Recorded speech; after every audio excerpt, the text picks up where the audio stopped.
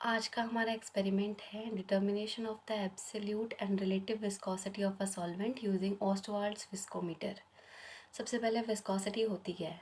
तो कभी कोई भी चैनल से जब एक लिक्विड फ्लो करता है तो उसकी जो lower most layer of the liquid होती है वो रेस्ट पे रहती है और अपर मोस्ट लिक्विड जो होती है वो मैक्सिमम वेलोसिटी से मूव कर रही होती है।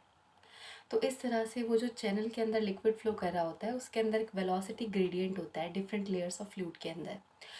जो फास्टर मूविंग लेयर होती है वो अपनी कांटेक्ट वाली स्लोएस्ट लेयर को एक्सेलरेट करती है और जो स्लोएस्ट लेयर होती है वो अपने कांटेक्ट वाली फास्टर लेयर को रिटार्ड करती है। ये बिल्कुल वैसा ही है जैसे संगति का असर होता है। मतलब कोई लेयर बहुत फास्ट मूव कर रही है तो उसके कांटेक्ट में जो दूसरी लेयर है वो उसको एक्सेलरेट करेगी कि तू भी फास्ट मूव कर, और कोई लेयर बहुत स्लो मूव कर रही है तो वो अपने जस्ट कांटेक्ट वाली लेयर को रिटार्ड करेगी कि तुम भी स्लो मूव करो। तो ये जो प्रॉपर्टी होती है लिक्विड्स की, इसी को विस्कोसिटी बोला जाता है। अब अगर हम एक लेयर ऑफ लिक्विड्स मान लें जिनका एरिया ए है तो उनके बीच के विस्कस फोर्स को एफ बोला जाता है और एफ का फॉर्मूला होता है ये। अब बात करते हैं इस फॉर्मूले में D you by D x क्या है। ये वेलोसिटी ग्रेडियंट को रिप्रेजेंट करता है। वेलोसिटी ग्रेडियंट का मतलब है rate of change of velocity with respect to distance, और इस नीटा का मतलब है coefficient of viscosity of fluids. अब कोएफिशिएंट ऑफ विस्कोसिटी का क्या मतलब है। कोएफिशिएंट ऑफ विस्कोसिटी का मतलब है फोर्स पर यूनिट एरिया जिसको अप्लाई करके हम एक यूनिट डिफरेंस मेंटेन कर सकते हैं वेलोसिटी का between two parallel layers in the liquid 1 unit apart.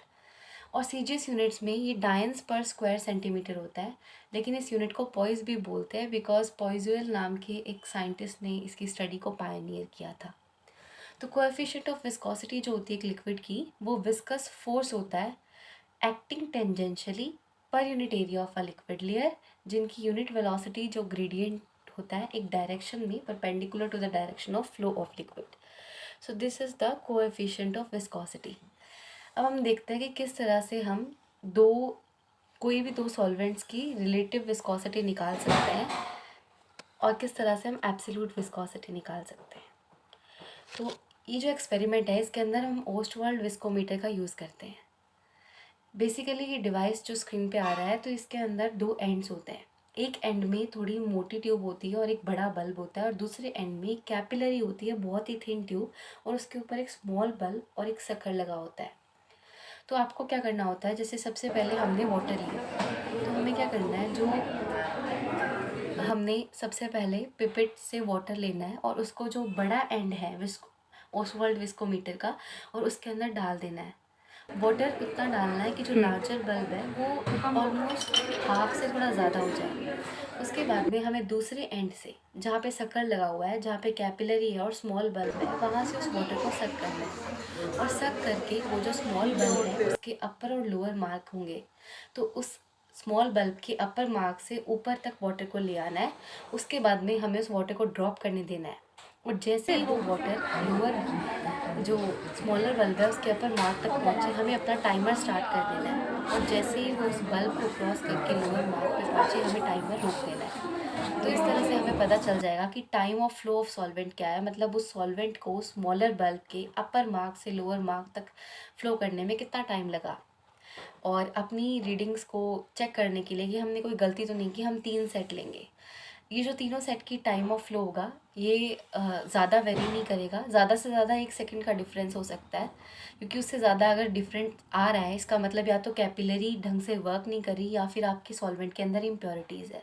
तो इस तरह से हम अपने कोई भी सॉल्वेंट के लिए टाइम ऑफ फ्लो निकाल सकते हैं। अब रिलेटिव विस्कोसिटी के लिए हम क्या करेंगे, सबसे पहले वाटर के लिए टाइम ऑफ फ्लो निकालेंगे, उसके बाद में जो हमारा अननोन सॉल्वेंट होगा उसके लिए भी टाइम ऑफ फ्लो निकालेंगे। फिर दोनों टाइम ऑफ फ्लो को हम एब्सोल्यूट विस्कोसिटी और रिलेटिव विस्कोसिटी के फॉर्मूलाज में पुट करके निकाल सकते हैं विस्कोसिटी को। Viscosity neta can be calculated by the formula pi p r raised to the power 4t divided by 8 LV। सबसे पहले डिटर्मिनेशन एट कांस्टेंट टेम्परेचर होती है, क्योंकि टेम्परेचर चेंज करने से विस्कोसिटी भी चेंज हो जाती है। इस फॉर्मूला में P का मतलब है प्रेशर, R और L are the radius and length of capillary respectively, V is the volume of liquid flowing through the capillary, T is the time of flow जो हम एक्सपेरिमेंटली इस एक्सपेरिमेंट में calculate करने वाले हैं।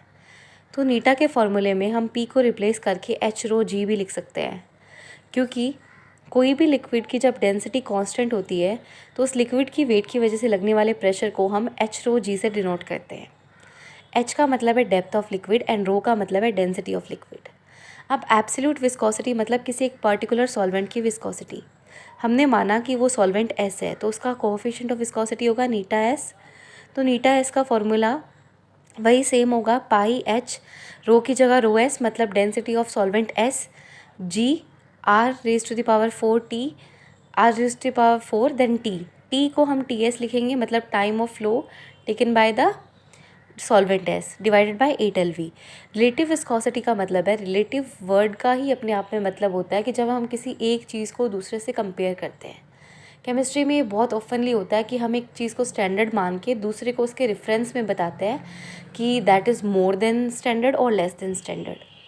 तो रिलेटिव विस्कोसिटी में हम क्या करते हैं, सपोज़ कीजिए हमने वाटर को एज अ स्टैंडर्ड ले लिया, तो NW is the viscosity of water. तो हम किसी एक से कंपेयर करते हैं। सो NW के अंदर हम क्या करेंगे, formula will be the same, only rho की जगह रो डब्ल्यू मतलब density of water and TW मतलब time of flow of water आ जाएगा। और NS को भी सेम लिख देंगे हम, नीटा एस को, रो एस और TS आ जाएगा, बाकी सब फॉर्मूला सेम रहेगा। तो जब हम इसे सॉल्व करेंगे तो हमारे पास आएगा कि eta W divided by eta S will be rho W TW divided by rho S TS।